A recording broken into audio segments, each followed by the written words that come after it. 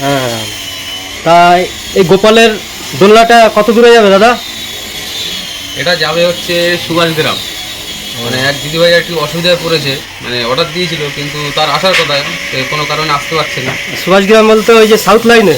ওই সোনারপুর সুভাষ গ্রাম ওইখানে। তা কথা যখন দিয়েছি ওনাকে পৌঁছে দিয়ে আসবো, তো দোলনাটা দিয়ে আসবো, তা দোলনাটাও দেওয়া হবে আর অন্য কাজও হবে। তা কী কী হচ্ছে সেটা এখন আগে বলছি না, সেটা আপনার ভিডিওটা দেখতে থাকুন, ভিডিওতেই বলবো। মানে এক কথা হচ্ছে রথ দেখাও হবে, কলা বেচাও হবে। রথ দেখা কলা বেচা মানে বুঝতে পারলাম না ব্যাপারটা। সেটা ভিডিও দেখলেই আপনারা বুঝতে পারবেন। রথ দেখা কলা বেচা যে একরকম হয়, এই দোলনাটা দিয়ে আসবো যাকে, তার সাথে আরও একটা জায়গায় যাবো, তার জন্য আপনাদেরকে ভিডিওটা দেখতে হবে। তার জন্য ঠিক আছে, দেখা যাক, চলুন। ফাইনালি কোটা লোকালে উঠে পড়েছি। কোটা লোকালে উঠে পড়েছি, শিয়ালদা থেকে যাবো সুভাষগ্রাম। এখন সুভাষগ্রাম চলে আসলাম দোলনাটা ডেলিভারি দিতে।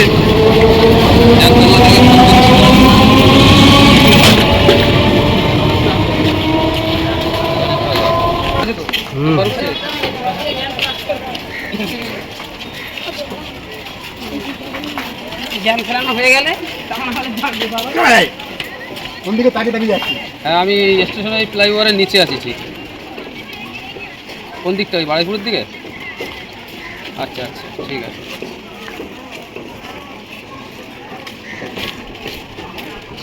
চলো ওই মাথার দিকে যেতে হবে।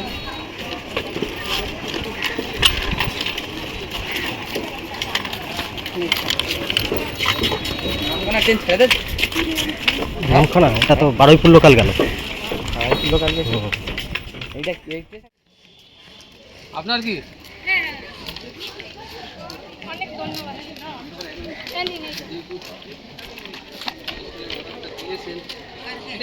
মিষ্টি আপনাদের এখানকার মিষ্টি ভালো, আমাদের এখানকারটা খেয়ে দেখলেন। এটাও তো করার দরকার ছিল না না। না না না,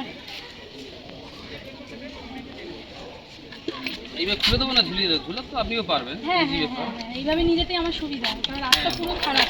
এই যে আপনার যাতায়াত ভালোটা ওই দেখিয়ে দিতে পারতে যদি, যেভাবে লাগানো টাকানো। সমস্যা হয়।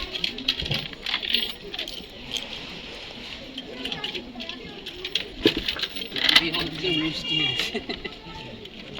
না, আমার নিজেই খারাপ লাগছে গত দুপুরবেলায় আপনারা মানে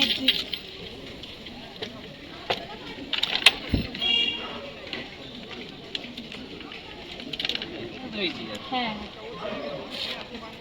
তা বলুন দোলনাটা কেমন লাগছে? না, খুব সুন্দর লাগছে। মানে একটু ধারে নিয়ে একটু মানে ফটোটা মানে পালিশ করলে যখন পাঠিয়েছেন একদম যখন, চকচক করে। তখন মানে আমি অতটাও মানে বুঝিনি। এখন মানে এটা আরো মানে সুন্দর লাগছে, পালিশ করলে তখন আরো মানে ভালো লাগবে। আপনি তো সিম্পল একটা ময়ূর পাঠিয়েছিলেন, হ্যাঁ, টোটালটা হ্যাঁ। খোদাই করে আর কি করে দিয়েছি। না, খুব সুন্দর হয়েছে। মানে সারা জীবন এত যেহেতু দূর ব্যবহার থেকে- করবেন আর কি। এত দূর থেকে মানে আমার গোপালরাও মনে হয় আপনাদের জন্যই ওয়েট করছিল, পরিষ্কার কথা। মানে সেই গোবরডাঙ্গা থেকে এখানে মানে মানে ভাবা যায় না। যে অনেকেই তো আমাদের অর্ডার দেয়, যেহেতু ওদের গাড়িতে পাঠিয়ে দিই। আর হ্যাঁ, না না, সত্যি যেহেতু খুব দিদি অনেকটা বিপদে পড়েছে, যাতে না, যেতে না, পারি খুব বলে আমি এসে সুন্দর। দিয়ে গেলাম। সুন্দর হয়েছে, খুব সুন্দর হয়েছে। দেখে নেবেন, হ্যাঁ? ঠিক আছে। আর ভবিষ্যতে আরো কোনো কিছু বানালে তাহলে তখন আপনাদের মানে ওখানে গিয়েই অর্ডার দেবো। আচ্ছা, হ্যাঁ, বেশি অর্ডার দিলে বেশি টাকা ধরুন, বড় বড় মাল অর্ডার দিলে আমরা গাড়ি করে দিয়ে যাবো, অসুবিধা নেই। এই কদিন আগেও একটা রথ বৃন্দাবনে চলে গেছে আমার। আরে আগে জানা থাকে, মানে আমার দিদিদের বাড়ি লেক ডাউন, ওদের রথ বেড়ায়। মানে আমরা তো জানি না যে কাঠের ওরকম বড় রথ কেউ বানিয়ে দেয়। আমাদের তারপরে এই টিনের লোহার রথ বানাতে হয়েছে, বুঝেছেন? শ্রীভূমিতে রথ বেড়ায় আমার দিদিদের। আগে যদি জানা থাকতো। আমি রথটা অ্যাকচুয়ালি মেইনলি বাড়িতেই করি আর কি। হ্যাঁ। আর ফার্নিচার আদার যেসব কাজ সেগুলো আমাদের আলাদা কারখানা আছে। দেখুন দাম অনেক ঠিক আছে। সিপি সেগুন তো এসব রথ আপনি এইসব মানে সারা জীবন যেহেতু ব্যবহার করবেন, আমাদের সেইভাবেই বানাতে হয়। আগে পৌঁছে আমাকে একটা ফোন করে দেবেন দাদা, আচ্ছা। ঠিক আছে? আসছি। আচ্ছা, আপনি খুশি তো? হ্যাঁ, আমি আমার গোপাল বসিয়ে দিয়ে মানে আপনার বাড়ির ঠিকানাটা আমাকে দিয়ে যান। আমার বাড়ির ঠিকানা গোবরডাঙ্গা। হ্যাঁ, স্টেশনে নামলেন, হ্যাঁ। নেবে বলবেন গোবরডাঙ্গা কালীবাড়ি কিংবা জমিদার বাড়ি, আচ্ছা ওর পাশেই আমার বাড়ি। আচ্ছা, ঠিক আছে। একদম ইজি আর কি। না, না, আমার হাজবেন্ড কেমন থাকে বলুন তো, বাড়িতে বাইরে থাকে বলতে মিনস ও হচ্ছে এসএসকেএম আপনার পেসমেকার ইমপ্ল্যান্ট করে, ঠিক আছে? আচ্ছা, আচ্ছা। সেই সকালবেলা বেরোয়, কখন ফিরে ঠিক নেই। আচ্ছা, ও যদি মানে আমি আমার মেয়েকে নিয়ে সম্পূর্ণ একাই থাকি, ঠিক আছে? আমি আমার পাশের হ্যাঁ, বাড়িতে ওই মেয়েকে হিসাব রেখে- করেই আমি গেলাম। হ্যাঁ, মানে ওকে এখনকার গাড়ি খাইয়ে ঘোড়ার যে just অবস্থা। স্নানটা করিয়ে আমি জাস্ট মানে বলছে তুই তো দাদা দাঁড়িয়ে হয়েছে তাই। আর এখন যা হসপিটালে দেখতেই পাচ্ছেন ঝামেলা অশান্তি হচ্ছে, কিন্তু ওদের তো আর ছুটি নেই, যেতেই হবে, আচ্ছা, কিছু আচ্ছা, করার হ্যাঁ। নেই। ওটাই একটু রাস্তায় আমিও একটু ভাবছিলাম কিছু হয় না হয় হচ্ছে চারিদিকে হচ্ছে তো টিভিতে হচ্ছে মানে ট্রেনে অসুবিধা আমার ছিল বলা যায় না কখন কার মুড হবে, ট্রেনও অবরোধ অবরোধ, করবে, হ্যাঁ। বাস অবরোধ করছে, ট্রেন অবরোধ করছে, এটা এখন চলবে। আধার কার্ডটা কোথায় নিয়ে যাবেন কোথায়? উনি বাড়ি নেবেন আমার কাছে হঠাৎ বাড়ি কোন জায়গায়? আমার দিক বিয়ে বাড়ি।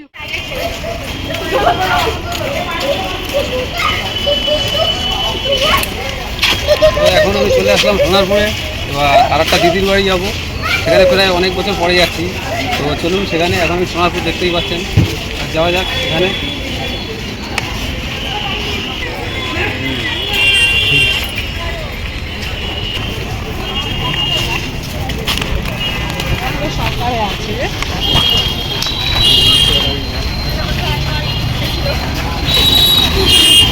কোথায় কোথায়?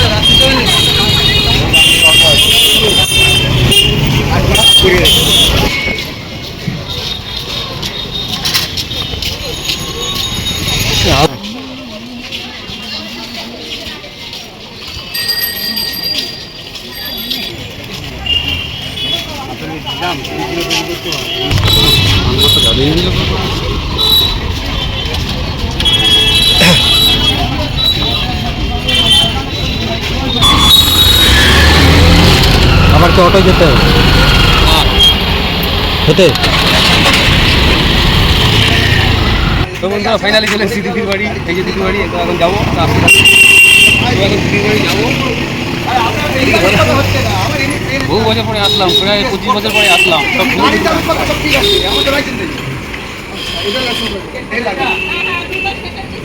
স্পিডও ভালো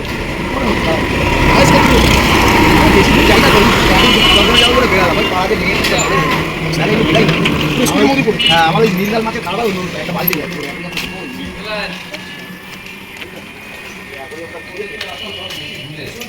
অনেক বছর পরে এসছো তো। হ্যাঁ, আমি এসেছি প্রায় 25 বছর হচ্ছে। পরিবার বোধ হয়ে গেছে বেশি দিন পরে। মা আছে সবসময়। আমি বললাম মামি মতো নিতে লাগে।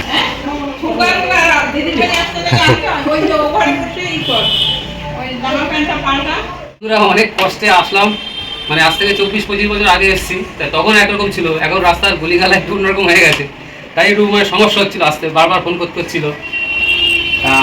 দিদি বাড়িটা হচ্ছে সোনারপুরে, রাজপুরে। তো এবার একটু রেস্ট নিই, তারপরে আবার আসছি।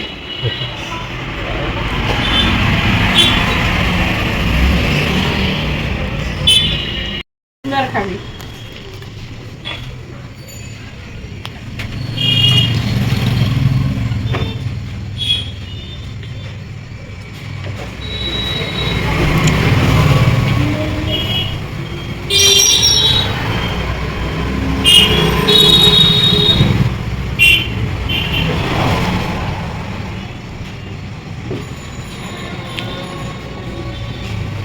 শর্ট লাগে এটা গলায় দিয়ে, তারপরে শর্ট ভিডিও করেছিলাম, ভাইরাল হয়ে যেত।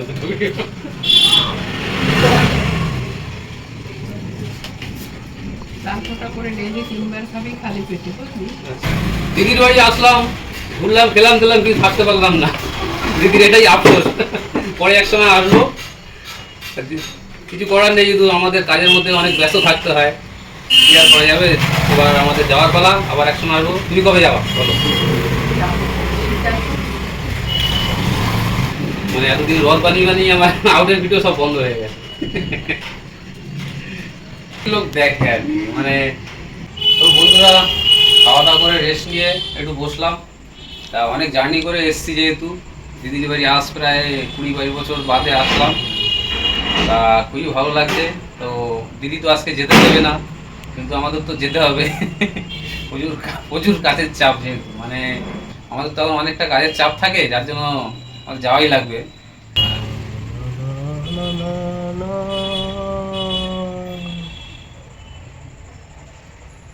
আর থাকা যাবে না, এবার তাহলে যেতে হবে।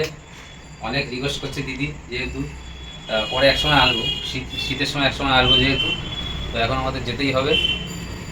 তো ভিডিওটা এই অবধি।